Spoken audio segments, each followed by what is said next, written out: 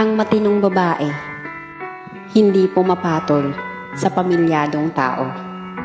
Dahil kapag pumatol ka sa may asawa, hindi mo nirerespeto ang sarili mo. Kahit saan mo tignan, pagkabit ka, may mali ka.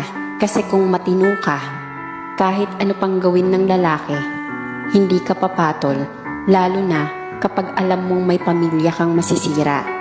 Ang pagpatol sa may asawa ay kailanman ay hindi magiging tama sa mata ng tao at higit sa lahat sa mata ng Diyos.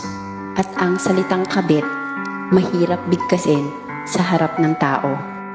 Masakit sa pandinig, lalo na kapag alam mong totoo, na pagkatao mong pilit itinatago kasi hindi mo maipagmalaki sa kahit na sino. Isang relasyon na mali na kahit na anong gawin mo, hindi mo na mababago.